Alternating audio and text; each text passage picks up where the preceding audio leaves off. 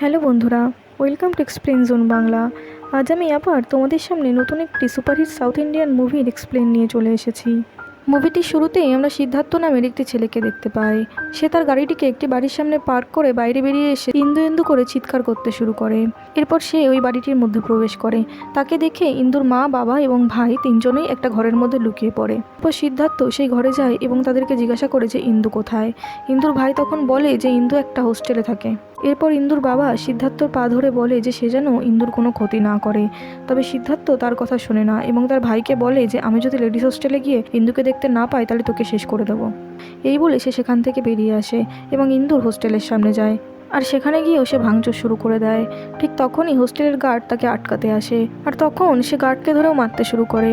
পর আমরা ইন্দুকে দেখি। ইন্দু সবে সবে স্নান করে তার ঘরে এসে দেখে যে সিদ্ধার্থ তার সামনে দাঁড়িয়ে আছে। সিদ্ধার্থ ইন্দুকে বলে আমি তোমাকে ছেড়ে থাকতে পারবো না, তুমি প্লিজ আমার সাথে চলো। কিন্তু ইন্দু সিদ্ধার্থকে দেখে খুবই রেগে যায় এবং বলে তোমাকে না আমি কতবার বলেছি আমার জীবন থেকে চলে যেতে, তুমি বুঝতে পারছো না, এক্ষুনি এখান থেকে বেরিয়ে যাও। কিন্তু সিদ্ধার্থ তার কোনো কথাই শোনে না এবং ইন্দুকে নিয়ে যাওয়ার জন্য জেদ করতে থাকে। ইন্দু এবার সিদ্ধার্থকে একটি চড় মারে এবং সেখান থেকে বেরিয়ে চলে যায়। এরপর আমরা ইন্দুর পাস্টের সিন দেখতে পাই। 1 বছর আগে ইন্দু একটা কলেজে অ্যাডমিশন নিয়েছিল। ইন্দু ভাবছিল এবার হয়তো তার নতুন জীবন শুরু হয়েছে। এই কথা ভাবতে ভাবতে সে যখন কম্পিউটার ল্যাবে যায় সেখানেই সে প্রথম সিদ্ধার্থকে একটা মেয়ের সঙ্গে ঘনিষ্ঠ অবস্থায় দেখতে পায়। আর এবার সিদ্ধার্থ ইন্দুকে দেখতে পায় এবং তাকে বলে যে তুমি প্লিজ রুম থেকে বাইরে চলে যাও আর খেয়াল রাখো কিছুক্ষণের জন্য কেউ যেন এই ঘরে না ঢোকে। ইন্দু তো এই কথা শুনে খুবই অবাক হয়ে যায় আর সিদ্ধার্থের সম্পর্কেও তার মনে খারাপ ধারণা তৈরি হয়। পরের দিন আবার ইন্দু কলেজে যাওয়ার জন্য বেরিয়ে পড়ে। ঠিক তখনই তার সামনে সিদ্ধার্থ একটি বড় গাড়িতে করে আসে এবং সবার সামনে সে কলেজে এসে ব্রাশ করে। ইন্দু সিদ্ধার্থকে দেখে ভাবে যে এর মধ্যে কোনো রকমের ইমোশন নেই আর কোনো লজ্জাও নেই। এরপর ইন্দু তাকে ইগনোর করে ক্লাসে চলে যায়। ক্লাস শুরু হওয়ার বেশ অনেকক্ষণ পরে কিছু ছেলে ক্লাসে ঢুকতে যায় কিন্তু প্রফেসর তাদের আটকে দেয়। আর তারপরে ক্লাসে সিদ্ধার্থ ঢোকে কিন্তু প্রফেসর তাকে দেখে কিছু বলে না। ইন্দু এবার ভাবতে থাকে যে ব্যাপারটা কি হলো, আগের ছেলেগুলোকে তো স্যার ঢুকতে দিল না, তাহলে সিদ্ধার্থকে কি করে অ্যালাউ করলো। আর এই ভাবনা নিয়েই ইন্দু এবার সিদ্ধার্থ ছোট ছোট জিনিসগুলো নোটিস করতে থাকে। ইন্দু লক্ষ্য করে যে সিদ্ধার্থর মধ্যে হয়তো সত্যিই কোনো ইমোশন নেই কিন্তু সে তার বেশিরভাগ টাইমটাই বই পড়ে কাটায় আর এটাই তার প্লাস পয়েন্ট। এরপর একদিন সিদ্ধার্থ প্রতিদিনের মতো ক্লাসে লেট করে ঢোকে এবং ক্লাস শেষ হওয়ার আগেই বেরিয়ে যেতে চায় কিন্তু প্রফেসর তাকে বলে যে আরে এটা কি হচ্ছে, তুমি ক্লাস শেষ হওয়ার আগেই চলে যাচ্ছ কেন, তোমার কি সব পড়া কমপ্লিট হয়ে গেছে। তখন সিদ্ধার্থ বলে যে হ্যাঁ স্যার, আমার সব পড়া কমপ্লিট হয়ে গেছে। এরপর প্রফেসর তাকে কিছু কোশ্চেন জিজ্ঞাসা করে আর সিদ্ধার্থ সেই সব কোশ্চেনের ঠিক ঠিক অ্যান্সার দেয়। সিদ্ধার্থর কথা শুনে সবাই তার দিকে তাকিয়ে থাকে আর এরপর সিন প্রেজেন্টে আসে আর আমরা একজন ইন্সপেক্টরকে দেখতে পাই যিনি ছিলেন সিদ্ধার্থের বাবার ফ্রেন্ড। তিনি এবার সিদ্ধার্থকে তার বাড়িতে নিয়ে আসে আর তার মাকে বলে আপনার ছেলে হোস্টেলে গিয়ে ভাঙচুর করেছে, ওকে একটু সাবধানে রাখুন, হোস্টেলের লোকেরা চাইলে কিন্তু ওর ওপর কেস করতে পারে। এই বলে তিনি সিদ্ধার্থর মায়ের কাছে তার বিহেভিয়ার সম্পর্কে জানতে চায়। সিদ্ধার্থর মা তখন বলে যে সিদ্ধার্থের বাবা বই পড়তে খুবই ভালোবাসতো আর সিদ্ধার্থ ছোটবেলায় সবসময় তার কাছেই থাকতো। তিনি এক হাতে বই রাখতেন এবং অন্য হাতে সিদ্ধার্থকে। আর এভাবেই তার বাবার সঙ্গে থাকতে থাকতে ধীরে ধীরে তারও বই পড়ার অভ্যেস হয়ে গেছিল। আমি যখন ওকে বাইরে খেলার জন্য পাঠাতাম ও খেলতে না গিয়ে বই নিয়ে বসতো। আর এভাবেই ধীরে ধীরে তার মধ্যে সমস্ত ইমোশন কমতে শুরু করে। ওর যখন খিদে পায়, ওর সামনে যদি খাবার না থাকে তাহলে গাছের পাতা ছিঁড়ে খেতে শুরু করে। আর ঘুম পেলেও ও বিছানা খোঁজে না, যেখানে সেখানে ঘুমিয়ে পড়ে। এরপর সিন প্রেজেন্টে আসে। সিদ্ধার্থ ঘুম থেকে ইন্দু ইন্দু করে চিৎকার করতে শুরু করে আর আবার ইন্দুকে খুঁজতে বেরিয়ে যায়। সিদ্ধার্থ এবার রাস্তায় একটি মেয়ের কাছে লাইটার চায়। মেয়েটি তখন বলে পাগল হয়েছ, আমার কাছে লাইটার কি করে থাকবে। ঠিক তখনই সেখানে একটি মেয়ে আসে যার নাম ছিল রাধা। রাধা এবার সিদ্ধার্থকে লাইটার দেয়। রাধা ছিল সিদ্ধার্থর কাজিন। সে সিদ্ধার্থকে তার বাড়িতে ফিরিয়ে নিয়ে যেতে এসেছিল কিন্তু সিদ্ধার্থ তার সঙ্গে না গিয়ে আবার ইন্দুকে খুঁজতে বেরিয়ে পড়ে। এরপর সে ইন্সপেক্টর ইন্দুর সঙ্গে দেখা করে সিদ্ধার্থর ব্যাপারে জিজ্ঞাসা করে। ইন্দু তখন বলে যে সিদ্ধার্থকে আমি প্রথম কলেজে দেখেছিলাম। আর একদিন ইন্দু দেখে যে সিদ্ধার্থ কলেজের মহিলা কর্মচারীর সঙ্গে ইন্টিমেট শুরু করে দিয়েছে। এই দেখার পর ইন্দু খুবই রেগে যায় এবং সিদ্ধার্থকে বলে যে তোমার নামে আমি প্রিন্সিপালের কাছে কমপ্লেন করব। কিন্তু সিদ্ধার্থ কোনো কথা না বলে সেখান থেকে চলে যায়। আর তখনই একটা মেয়ে এসে ইন্দুকে বলে যে সিদ্ধার্থকে কেউ কলেজ থেকে বার করতে পারবে না। আর এরপর সিন প্রেজেন্টে আসে। ইন্সপেক্টর এবার ইন্দুকে জিজ্ঞাসা করে যে সিদ্ধার্থ যদি পুরোপুরি ইমোশনালিস্ট ছিল তাহলে তোমাদের দুজনের মধ্যে ভালোবাসা হলো কি করে। তখন ইন্দু বলে একদিন কলেজে প্রতি বছরের মতো একটা কম্পিটিশনের আয়োজন করা হয়েছিল আর 3 বছর ধরে সিদ্ধার্থ এই কম্পিটিশনের উইনার হয়েছে। কিন্তু সেবার দুজনেরই সেম র্যাঙ্ক হয়েছিল। তার মধ্যে একজন ছিল সিদ্ধার্থ আর অন্যজন ছিল ইন্দু। আর তাদের দুজনের মধ্যে থেকে যে কোনো একজনকে বেছে নেওয়ার জন্য জাজেসরা তাদের দুজনকেই লাইফের ওপর একটি স্পিচ দেওয়ার কথা বলেছিল। প্রথমে সিদ্ধার্থ স্পিচ দিতে যায় আর বলে যে লাইফ হলো একটা গেম, যেটা কোনো না কোনো সময় ঠিক শেষ হয়ে যাবে, তাই সময় নষ্ট না করে আমাদের সঠিক কাজ করে যাওয়া উচিত। আর এরপর ইন্দু স্পিচ দিতে যায় আর বলে যে জীবন আমরা একবারই পাই, সেই জন্য আমাদের সবাইকে একসাথে মিলেমিশে থাকা উচিত, অন্যদের সাহায্য করা উচিত, এতে আমাদের জীবন আরও সুন্দর হয়ে উঠবে। আর তারপর জাজেসদের পছন্দ হয় ইন্দুর স্পিচ, সেই জন্য তারা ইন্দুকেই উইনার ঘোষণা করে। তবে ইন্দুকে উইনার হতে দেখে সিদ্ধার্থ একেবারেই খুশি ছিল না।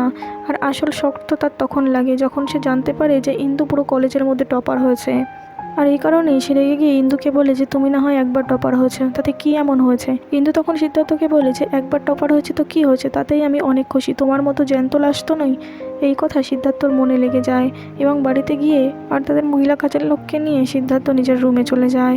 কিন্তু সিদ্ধার্থর মা তাকে এই অবস্থায় দেখে ফেলে আর সিদ্ধার্থ তার মাকে দেখে লজ্জায় লাল হয়ে যায় আর তখনই বাড়ি থেকে বেরিয়ে যায়। তবে রাস্তায় যেতে যেতে সিদ্ধার্থর খুব খিদে পায়, কিন্তু এইবার সে আর গাছের পাতা খায় না।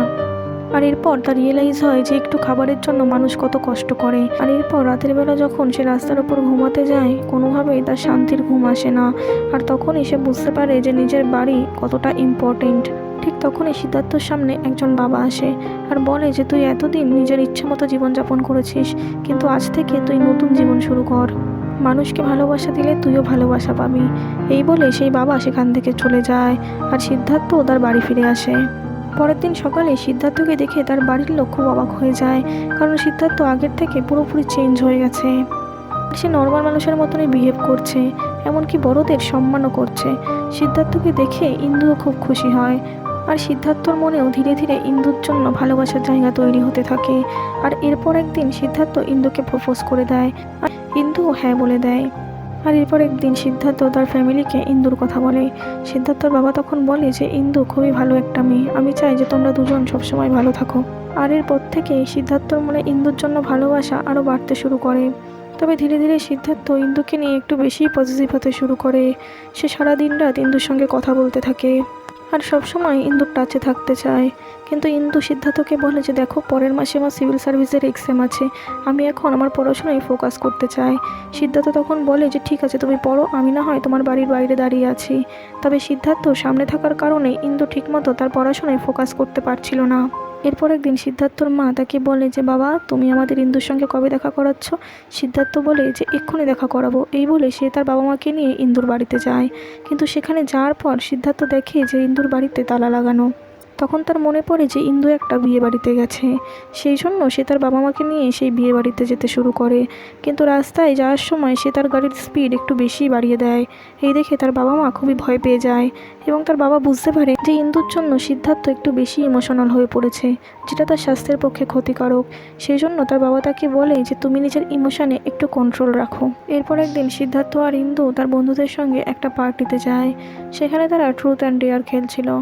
ইন্দু ডেয়ার চুজ করে। তখন তার বন্ধুরা বলে যে তোকে তোর বয়ফ্রেন্ডকে কিস করতে হবে। কিন্তু 2 মিনিটেই তাকে কিস করে দেয়। কিন্তু এই সময় সিদ্ধার্থ একটু বেশি বাড়াবাড়ি করে ফেলে, সেই জন্য ইন্দু সেখান থেকে বেরিয়ে আসে। এরপর সিদ্ধার্থর বাবা মা একটা ডক্টরের কাছে যায়। ডক্টর তার বাবা মাকে বলে ওর ইমোশনকে কন্ট্রোল করতে গেলে ওকে কোনো খোলা জায়গায় নিয়ে যেতে হবে। এরপর ইন্দু সিদ্ধার্থকে নিয়ে সেরকমই একটা জায়গায় যায়। সেখানে যাওয়ার পর সে সিদ্ধার্থকে যোগা শেখাতে থাকে, তার সঙ্গে অনেক গল্প করে এবং তারা দুজন খুব ভালো টাইম স্পেন্ড করতে থাকে, যে কারণে তাদের মধ্যে আন্ডারস্ট্যান্ডিং আরও বেড়ে যায়। এরপর ইন্দুর মা তাকে কল করে এবং বলে যে কাল তোমার সিভিল সার্ভিসের এক্সাম না, তুমি কি বাড়ি ফিরবে না। আর এই জন্যই তারা দুজনেই তাদের বাড়ির উদ্দেশ্যে রওনা দেয়। কিন্তু রাস্তায় যাওয়ার পথে একটা ছেলে ইন্দু সম্পর্কে অনেক বাজে বাজে কমেন্টস করতে থাকে। এইসব শোনার পর সিদ্ধার্থ খুবই রেগে যায় এবং ছেলেটাকে ধরে মারতে শুরু করে। কিছুক্ষণের মধ্যেই সেখানে সেই ছেলেটির আরও বন্ধুরা চলে আসে। সিদ্ধার্থ এবার তাদেরও মারতে শুরু করে। আর কিছুক্ষণের মধ্যেই সেখানে পুলিশ এসে তাদের সবাইকে তুলে নিয়ে যায়। আর সেই ছেলেগুলোর সঙ্গে সিদ্ধার্থ আর ইন্দুকেও লকআপের মধ্যে বন্ধ করে রাখে। আর এই কারণেই সে তার এক্সামও দিতে পারে না। এরপর যখন তারা ছাড়া পায়, ইন্দু সিদ্ধার্থর ওপর খুবই রেগে যায় এবং বলে যে আমি আমার পুরো সময়টা তোমাকে দিয়েছিলাম তোমাকে নর্মাল বানানোর জন্য, কিন্তু তোমার জন্যই আজ আমি আমার এক্সাম দিতে পারিনি, তোমাকে আমি কখনো ক্ষমা করব না। এরপর সিন প্রেজেন্টে আসে। ইন্সপেক্টর এবার ইন্দুকে জিজ্ঞাসা করে যা হয়েছে সেটাকে তো আর চেঞ্জ করা যাবে না, তুমি কি এখনও সিদ্ধার্থকে ভালোবাসো। এরপর আমরা সিদ্ধার্থকে দেখি যে ইন্দুর জন্য রাস্তায় পাগলের মতো ঘুরে বেড়াতে থাকে। রাতের বেলা সিদ্ধার্থকে সেই ইন্সপেক্টর এক জায়গায় খুঁজে পায় এবং তাকে জিজ্ঞাসা করে যে তুমি এসব কেন করছো। তখন সিদ্ধার্থ বলে যে স্যার, আমি ইন্দুকে ছাড়া থাকতে পারবো না। আমি কোনোভাবে আমার ইমোশনের উপর কন্ট্রোল রাখতে পারছি না। ওকে না পেলে আমি মরেই যাব। এই কথা শোনার পর সেই ইন্সপেক্টর সিদ্ধার্থর বাড়িতে যায় এবং তার বাবা মাকে বলে যে সিদ্ধার্থকে যদি এখনই বাড়িতে ফিরিয়ে আনা না যায় তাহলে ওকে হয়তো বাঁচানো যাবে না। পরের দিন আবার সিদ্ধার্থ রাস্তায় ইন্দু ইন্দু করে চিৎকার করতে শুরু করে। তাকে দেখে সমস্ত লোক ভয় পেয়ে যায়। তখনই সেখানে তার বাবা মা চলে আসে, কিন্তু সিদ্ধার্থকে কেউ কন্ট্রোল করতে পারে না। ঠিক তখনই সিদ্ধার্থর সামনে ইন্দু আসে, কিন্তু ইন্দুকে দেখে সিদ্ধার্থ চিনতে পারে না এবং বলে যে তুমি ইন্দু হতে পারো না। এরপর সে একটা গাড়ির সামনে ঝাঁপ দেয় আর সেখানেই তার মৃত্যু হয়। আসলে বন্ধুরা, ইন্দুর প্রেমে সিদ্ধার্থ এতটাই পাগল হয়ে গেছিল যে ইন্দু যখন তার সামনে এসেছিল সে তখন তাকে আর চিনতে পারেনি। বেশি ভালোবাসলে হয়তো তার পরিণতি এরকমই হয়। এই ব্যাপারে আপনাদের কি মতামত তা আমাদের কমেন্টে জানাবেন। আর নতুন নতুন ভিডিও পেতে আমাদের চ্যানেলটিকে সাবস্ক্রাইব করে পাশে থাকবেন।